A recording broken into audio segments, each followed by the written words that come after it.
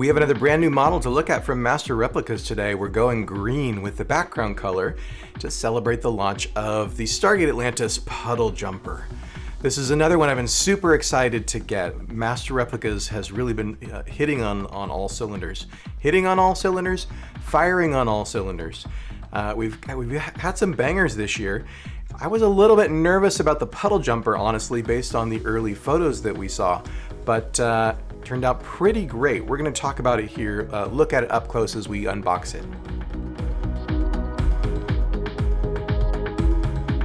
The Puddle Jumper, or Gate Ship if you prefer, is of course the hero ship from Stargate Atlantis.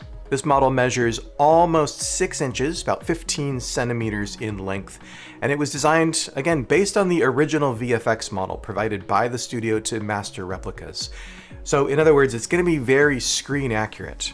Although eagle-eyed fans will know that there are multiple models that the show used for the Puddle Jumper, so if you scrutinize the ship over the course of the show's 5 years, 100 episodes, there's actually different Puddle Jumpers. There's slight variations, and that's in part because Stargate Atlantis used multiple VFX houses.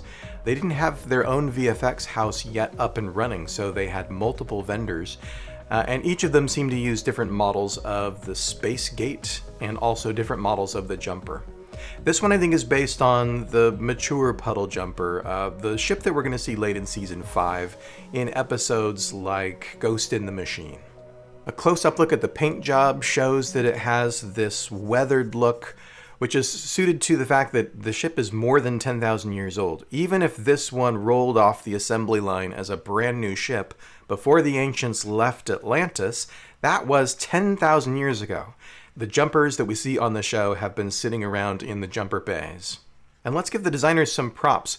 It's really difficult in plastic and a little bit of polystone to screen match the paint job of a ship like this, which is deliberately, it looks old, right? It looks weathered, it looks beaten up. It's been around the block a few times, been around the Pegasus galaxy a few times. I think the paint job looks good here. It's not just a flat green paint job. Instead, it looks like 10,000 years ago it might have had a nice clean paint job, and now it's been beaten up and weathered. That's not easy to do at this scale for this price, so I think they did a really nice job here. And this, in fact, is what I was a little bit nervous about when I saw the first photos of the model released by Master Replicas, before I got it in my hands. Lighting is a very big deal here. Master Replicas rep Ben Robinson talked about this on his conversation with David over on Dial the Gate recently. Go and watch that interview. Lighting, it makes all the difference, and the photos that they released kind of looked inauthentic to me. The paint job in particular didn't quite look like it was going to measure up to the show. But I was very pleased to see that once I have it in my hands, sort of under normal lighting conditions in my room, here where it's going to be on display in particular, yeah, it looks like the show. It doesn't look shiny and glossy and not quite the right color, not quite the right shade of green. No, the green in person is more of a flat matte, again, with that weathered look. It's kind of speckled and mottled. So I think it looks great. It's show accurate. I'm very happy with the size. I'm glad that it's not going to be quite as large as some of the big hero ships. I wouldn't want it to be any smaller than this, though. You can see the drive pods are in the open position, and this presented Master Replicas with a lot of challenges because, again, we don't ever get a really good look inside the mechanism of the drive pod. So everything looks great to me here. There's good detail. The drive pods, of course, are fixed, and Master Replicas has said that if this one sells well, I suppose, they're interested in doing another model of the jumper with the drive pods in the closed position, ready to pass through the Stargate. Actually, speaking of Stargate, I happen to have my Atlantis gate right here in front of me. So let's see, does it fit? Of course it fits. It's tiny. You could fly 5 of these through the Stargate.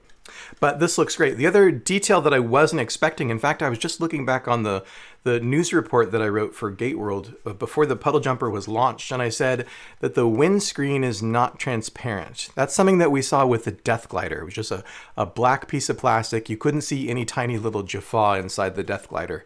So I thought that the same was going to be the case with the Jumper. But if you look closely, I can't get it on this camera. Let me try another camera. If you look closely under the right lighting conditions, right, with direct light, yeah, there are internals. They made the cabin of the Puddle Jumper inside here. So you can see the two little seats and the center console, and I think behind them you can see the bulkhead door. Great little detail. They didn't have to do that. The windscreen is not quite transparent enough that you can really see it like you can when the ship does flybys on the show. But it's a nice little detail. I'm glad that that's there.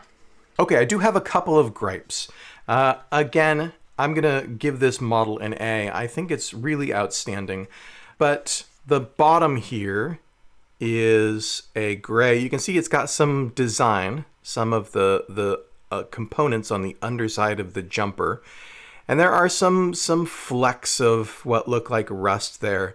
That's a good effort, but the gray plastic piece is just all one solid gray piece of plastic, and it really looks like it. It looks like I collected G.I. Joes when I was a kid, right? We had the little pop-out model pieces.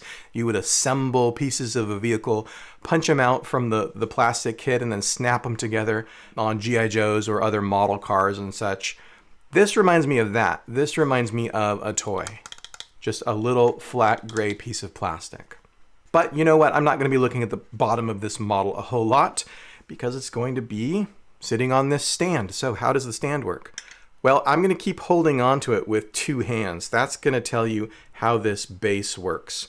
That's the big drawback about this model is there's nothing in the underside or the top of this base that hold together. Nothing holds on. So it's just a flat surface and the model just rests on top of it.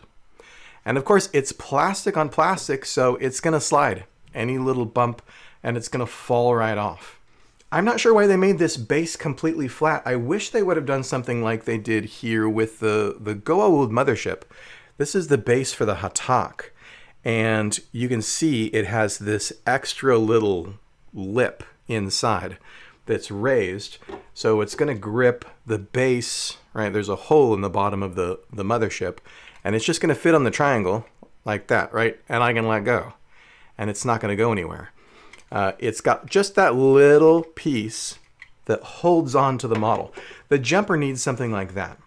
As it stands, I'm going to have to go and find, I don't know, some sticky tack or something to put on there so that the jumper doesn't fall off when somebody runs past it too fast in the house. Don't run in the house. So that's my only gripe is displaying this in a safe and secure way. Otherwise, the model itself really looks terrific. I'm not trying to just blow smoke up Master Replicas, but they're doing a great job. The models that they've produced since the Prometheus, which was a bit of a disaster, have been really stellar. I'm looking forward to seeing what they come up with next. We have the Pyramid ship coming up soon. Ra's Pyramid ship from the Stargate feature film is going to be the next one. That's a big model. Keep an eye on the channel for our unboxing and review of that. We do anticipate, based on past comments from the company, we do anticipate that they're going to do Destiny, hopefully this year. So that's one of my top 3 wish listed ships, so I hope it arrives before Christmas. Guys, these are always fun to do. If you like this kind of stuff, be sure to like the video and leave a comment down below. Share the video with a friend who loves Stargate. It really helps the channel to grow. And if you're interested in membership here at Gateworld, click on the join button down below in a desktop browser. It'll tell you more about the sort of perks you'll get from being an official channel member. You can see our channel members' names right here. And a special thanks especially to our members at the patron level, Brett C. Person, Martin Zokor, and Nudist Publishing. Thank you guys again so much for what you do to support what we're doing here at Gateworld, helping us to keep the lights on. More to come here at Gateworld and over on our website at gateworld.net. We'll see you in the next one.